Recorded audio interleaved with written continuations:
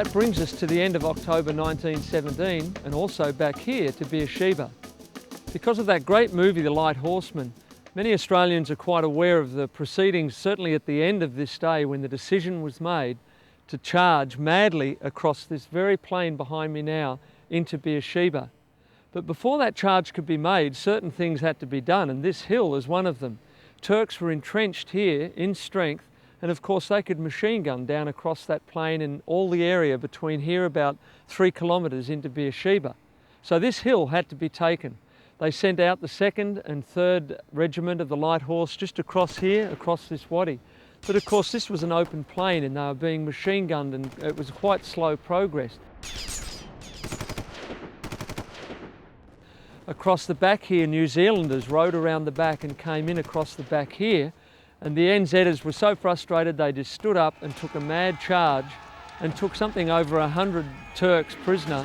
The rest just fled off into the town, and by about 3 o'clock in the afternoon, which is round about now in the time of day, Tel el Saba was taken. And that prepared the way for the radical decision that was about to be made by one of Australia's leading military figures of the Great War, Major General Sir Harry Cheval. From his headquarters on a hill some 6 kilometres from Beersheba, he could see in the afternoon light that he only had 1 hour left to take the town and its precious wells. What he couldn't see is that by now the Turks were actually beginning to withdraw from the town, which provides us with interesting material for discussion about the actual necessity of the light horse charge.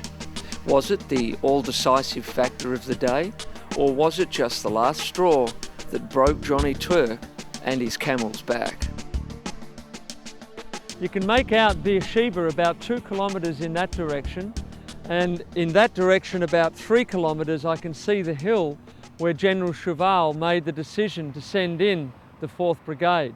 Tel Saba is over that way, about 2 kilometres, so you can understand how they would have had a perfect view of the charge sweeping through here. Now the tree line that you can see behind me here is where the Turkish trenches were, 1 kilometre out, surrounding this part of the town.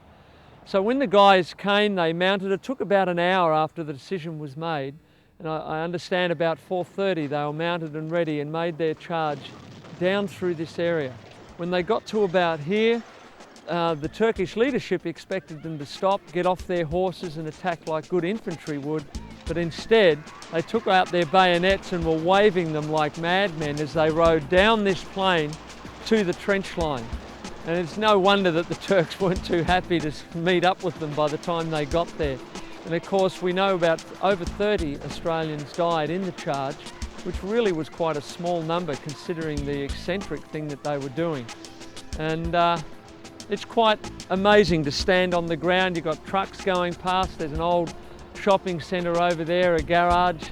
It's quite bizarre to think that all those years ago, this is where that famous charge occurred. This famous photo has created some interest over the past 90 years. I've seen it in various books with no less than 3 different explanations to its origin. The first 2 explanations say that it was either taken by an Aussie advanced scout ahead of the charge or by a Turk and captured later. In both cases, these are pretty amazing claims. I mean, cameras in those days weren't the little snappy aim and shoot things we have today. So in both cases, I'd be amazed if someone, Turk or Aussie, stood long enough to take the shot without getting shot themselves. The third explanation makes more sense to me, and that is that the charge was reenacted some 3 months later for the official photographer Frank Hurley, miles away from Beersheba, near a rest camp on the Mediterranean Sea. Well, it's about 4:37 in the afternoon and the charge is probably almost but finished. From here you get the perspective of the leadership. Beersheba's about 5 or 6 kilometres in that direction. You can just make out the skyline.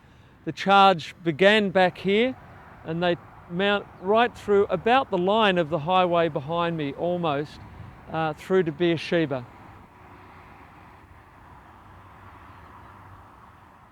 It's quite bizarre that amid this growing city and all the skyscrapers, you see the old railway station has been left here in a park.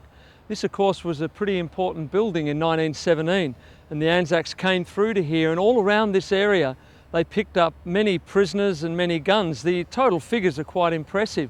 Out of 700 prisoners, there were 38 officers. They picked up 9 field guns and 3 machine guns, so it's a pretty good haul. All the rest of the Germans and Turks took off in that direction down the railway line towards Gaza, and by nightfall, Beersheba was taken.